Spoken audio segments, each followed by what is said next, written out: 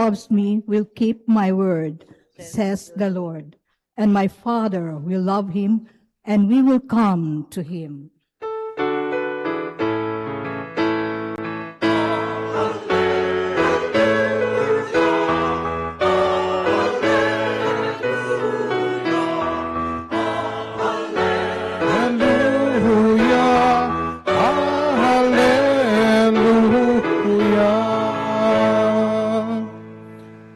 The Lord be with you. And with your spirit. A reading from the Holy Gospel according to St. John. Glory to you, O Lord. Jesus said to his disciples, "If you love me, you will keep my commandments, and I will ask the Father, and he will give you another advocate to be with you always. The Spirit of truth, whom the world cannot accept, because it neither sees nor knows him. But you know him, because he remains with you and will be in you. I will not leave you orphans. I will come to you. In a little while the world will no longer see me, but you will see me, because I live, and you will live. On that day you will realize that I am in my Father, and you are in me, and I in you. Whoever has my commandments and observes them is the one who loves me. And whoever loves me will be loved by my Father, and I will love him and reveal myself to him." The Gospel of the Lord. Praise to you, Lord Jesus Christ. Sumainyo ang kapayapaan. Palakpakan natin ang Diyos na buhay, no?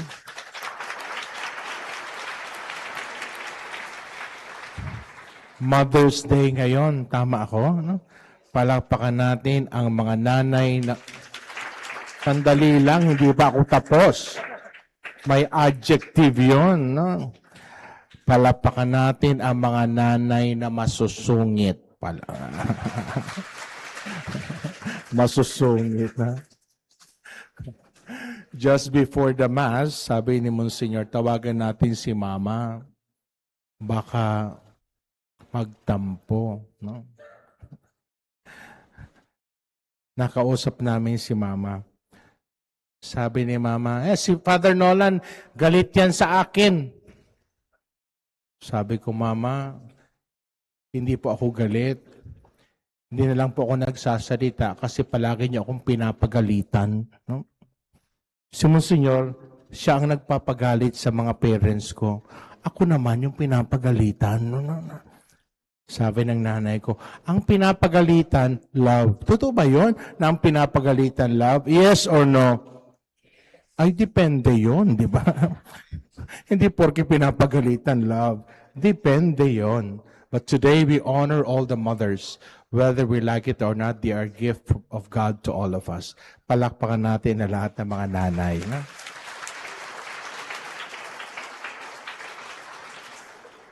Mahal niyo ba ang mga nanay niyo? Yes or no? Naiinis ba kayo sa kanila kung minsan? Yes or no? Yes. Mas matakas yung yes, ha? Lahat ba ng buhay niyo pinapakialaman ng nanay niyo? Yes or no? Yes. Talaga naman, Diyos ko. Pagdasal natin sila. No? Sabi ng nanay namin, sa ayaw at sa gusto niyo, kahit matanda na kami, nanay pa rin ako. Wow. Sabi ko, approve. So there are three important things I would like to share to you to all of today as we celebrate the sixth Sunday of Easter. Next week will be Ascension, and after Ascension will be Pentecost. That's why you would notice yung mga pagbasa para nagpapaalam. magpapaalam si Jesus. No? O harapin ang katabi, sabihin mo, magpapaalam ka na rin ba? Sabi nyo, parang ayaw nyo, ha? Ha? By the way, I ask your prayers. Please pray for me. From Monday, Tuesday, Wednesday, and Thursday, I will be giving retreat to priests. No?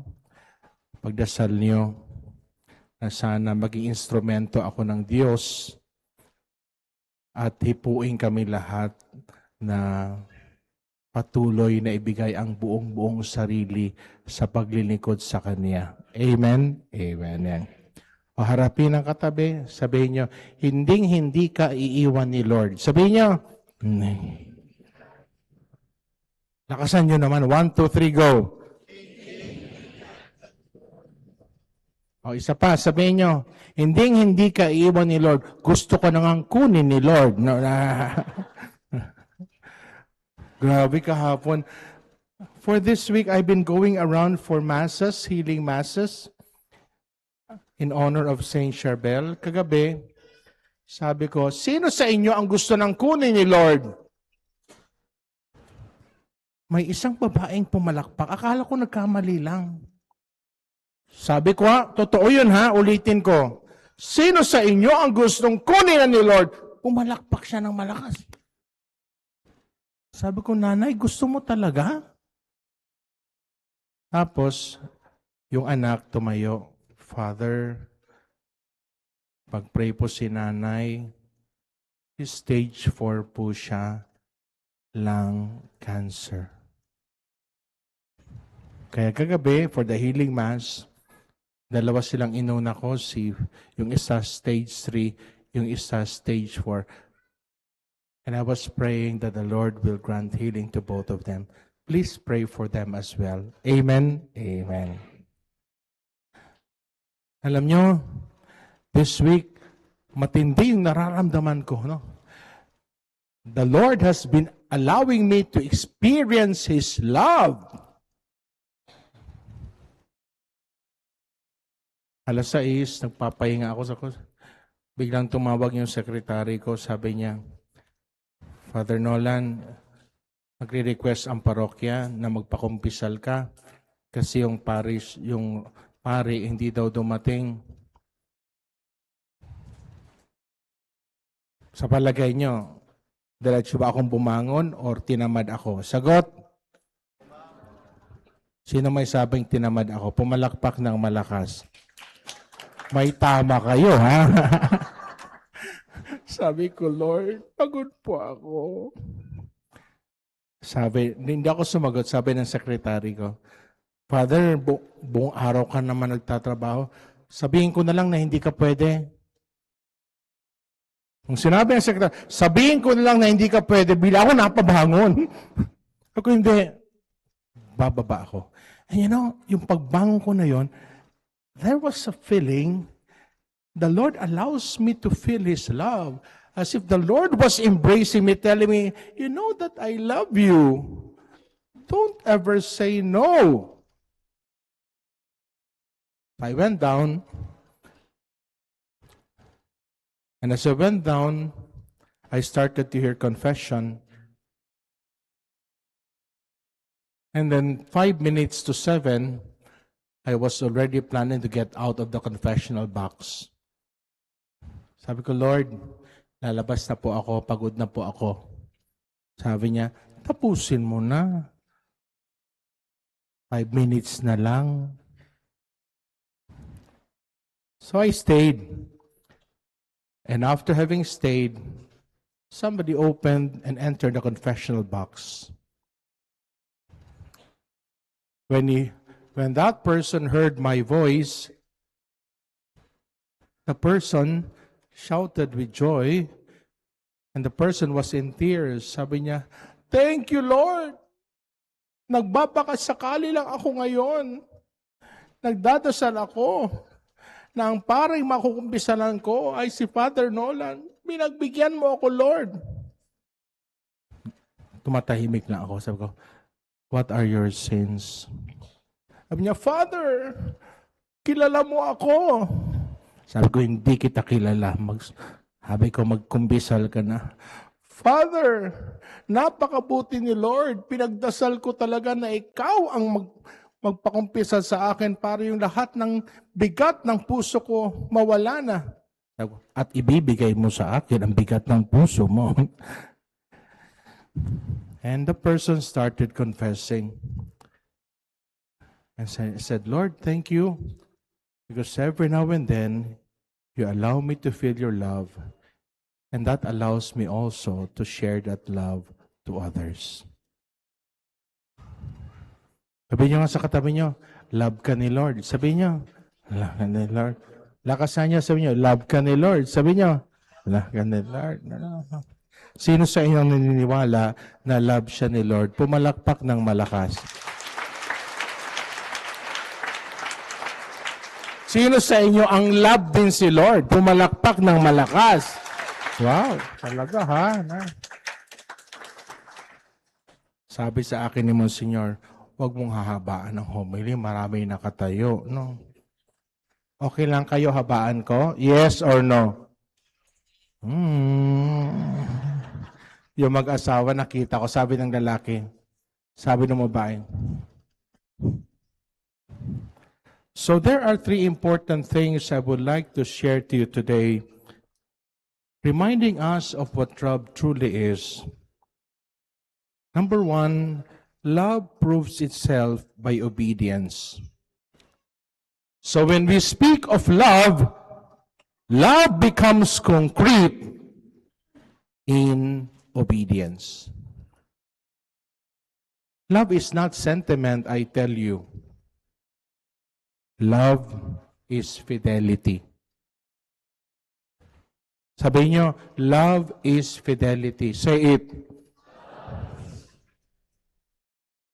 Kaya nga nakakatuwa eh.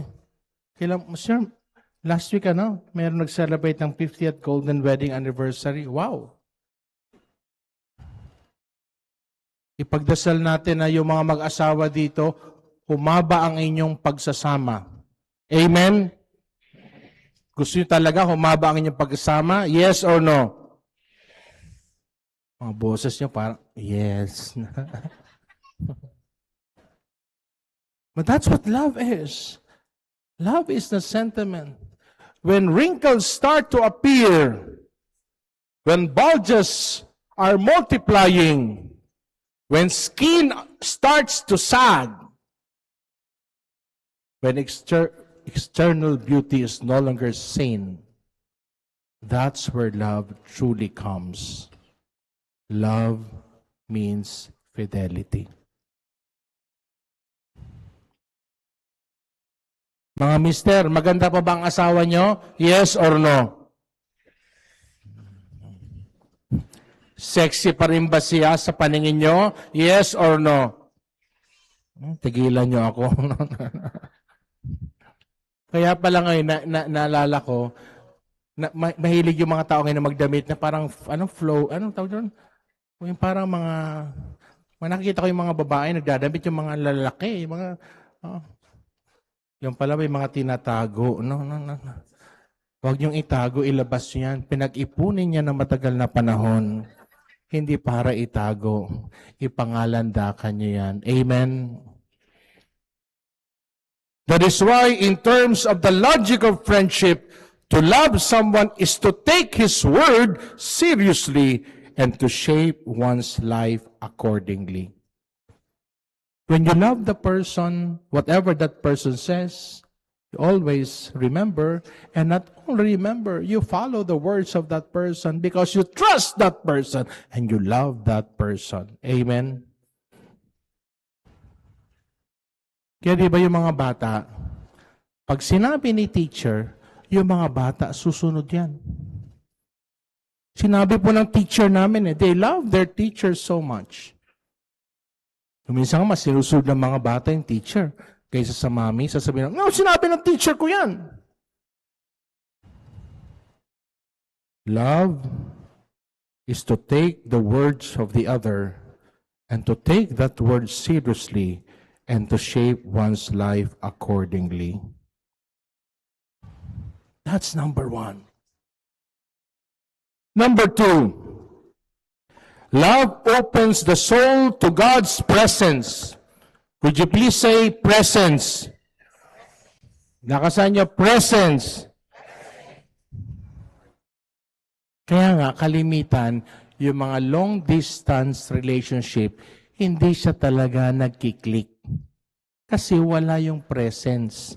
Pag sinabi kong presence, hindi pwede na e-presence. Dapat physical presence. Do you agree? Yes or no? Hindi pwedeng mahal mo, tapos nag-uusap lang kayo palagi sa video. Gusto mo makita talaga. Yung presence, nahahawakan, naaamoy, nararamdaman, and all the senses. So when we speak of love, then we speak of God's presence. That is why love is not only a gift to God, it is also the space in which God gives Himself to us. Kaya nga may misa tayo. Sa misa, tinatanggap natin si Jesus sa anyong tinapay. Nararamdaman natin, nalalasap natin, natitikman natin, we receive Him. Presence. I've seen a lot of you going to the Blessed Sacrament before attending the Mass. There, in the Eucharistic presence of Jesus. Presence po. I always say this, no, yung mga OFW, naiintindihan ko. OFW, kinakailangang umalis, magtrabaho. Pero wag ka rin. Ibig sabihin, pag nakaipon na, umuwi na para makasama ang pamilya. Mas importante yung makasama kaysa pera. Mas mahalaga ang presence kaysa pera. Amen? Parang nadalawang isip kayo, ha? Ulitin ko. Ano mas mahalaga? Presence o pera? Sagot? Sabi sa likod, presence na may pera. Ang isa namin kasama sa bahay, si Claire. Pag dumarating ang asawa, tuwang-tuwa siya. Pero pag tumatagal na, hindi pa sumasakay, naiinis na siya. Sabi ko, bakit? Nakaalis na ba yung misa? Father, ang tagal-tagal nga eh. Nakalimang buwan na, hindi pa umaalis. Ako, dapat maging masaya ka na dyan. Father, magiging masaya kami, ubos ang pera namin. Eh sabi ko, ba't naubos agad?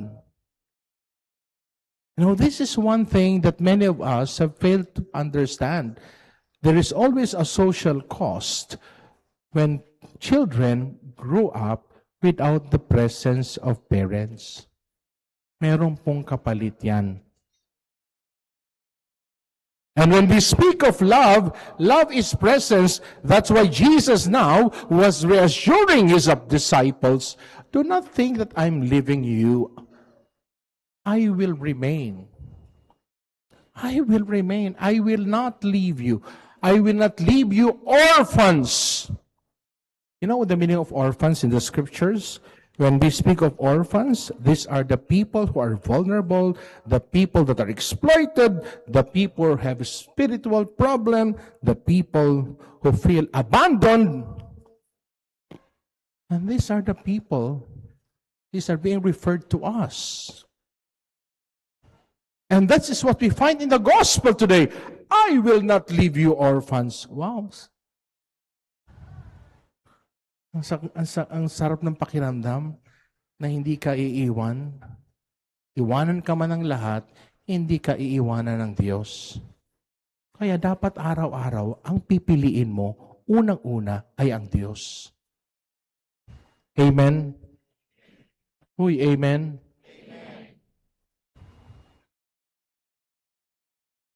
In this Mass, I also invite you, renew our commitment to make God number one in everything and in all things. And you know, that commitment becomes real when all of us would really spend time with the Lord every day. Start it with 5 minutes. Pwede ba gabi-gabi or araw-araw Bago magsimula magtrabaho, 5 minutes tumahimik. I started it with that, 5 minutes. And then 15 minutes, then 30 minutes. Now I'm on my 1 hour. And I've been reminding my brother priest, because sometimes gusto natin magtrabaho, kumilos agad. Akala natin, pag hindi ka kumikilos, wala kang ginagawa. And you know, for us who love Jesus, the first action we do is to spend time with Him. That's our work, to spend time with Jesus. And you know, to be honest, I will not exchange it for anyone, anything. I have learned my lesson. All the while I thought, I'm doing this, I'm doing that, I'm doing a lot. But Jesus was telling me, you have forgotten to spend time with me. Umpisa nyo, 5 minutes. Simulan nyo mamayang gabi. Okay lang? Yes or no? Sige, nag-yes na naman kayo. Lord, nag-yes na naman sila, Lord. No? Love opens the soul to God's presence. Love is not only a gift of God, it's a space in which God gives Himself to us. That is why the Paraclete is not a mere external help, but a divine person who abides in the disciples. And this is what the gospel now says. I will send you the Paraclete, the Holy Spirit. It's not an external help. It's a divine presence. It's one of the person in the Blessed Trinity. True love of Christ is inseparable. And what will the Holy Spirit do to us? What Jesus taught, the truth that we have learned, the Holy Spirit will once again remind us of all these things. That's number 2. And number 3, love brings communion. Christ reveals Himself and make us not orphans. We are also invited to make one another not feel that they are orphans as well. Anong ibig sabihin nito? Yung mga vulnerable, yung mga exploited, yung mga nahihirapan sa buhay, na humingi sa atin ng tulong, huwag natin deadmahin.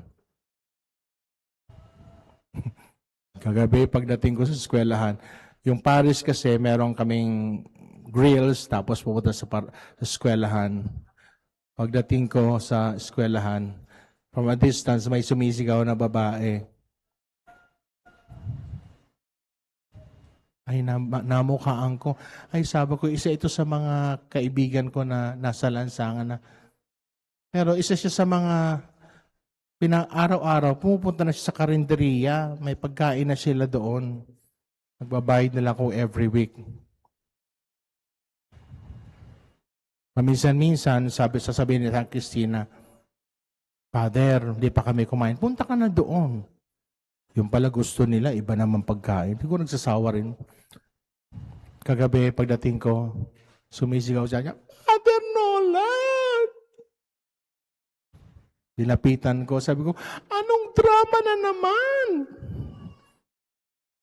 Sabi niya, Father, pinapalis na ako ng gwardiya. Sabi ko, hindi ako aalis hanggang hindi kita nakikita.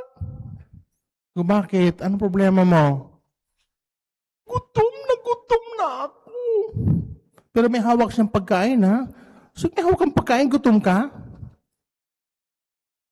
Pumunta ka na doon, di ba? Sa karinderya. Gusto ko nang pambili ng bigas. Tapos, tinataas-taas pa yung damit niya. O, tingnan mo ako, payat na ako. Sabi ko kang maghubad, nakikita ko suso mo. Wala kang makikita dyan, Father. And at the back of my mind, sabi sa akin, drama na naman yan. Na? But you know, here comes the love of God again embracing me. Sabi niya, it's not you to judge if it's a drama or not. You just have to do what you must do. May binigyan ko siya. Blank check. No? Uy, grabe yung reaction na. May reaction. Alam nyo, I hope everybody feels that you are blessed. You feel blessed? Yes or no? Gaano ang 20 pesos, 50 pesos, 100 na maitulong nyo sa naghihingi ng tulong? Mahirap ba gawin yon? It's not for us to judge kung ano problema nila yon. And that's what love is. Love is communion. Love lives to manifestation, a deeper knowledge of Christ. It's not only an information, it becomes a lived communion. When I speak of a lived communion, alam mo ang nararamdaman ng isang gutom. Alam mo ang nararamdaman ng isang matindi ang pinagdadaanan dahil minsan naramdaman mo rin ito. Amen? Hindi na kayo sumasagot. Amen? Ngumiti yung anak mo. Anak mo yung dalawang yan, nasa likod. Anak mo. Mukhang mabait ba? Nanay talaga, no? Yung sa likod, anak mo rin? Oo. Pwede ba ang isa sa kanila magpare? Nagtinginan yung mag-asawa. Parang gusto mo papariin, tatay. Hey, brothers and sisters, as we celebrate this Mass today, 6th Sunday of Easter, we remember that love is obedience and fidelity. Love is God's presence, and love is a lived communion. We make this love real. We make this love felt not only by us, but also by others. Amen. Please stand.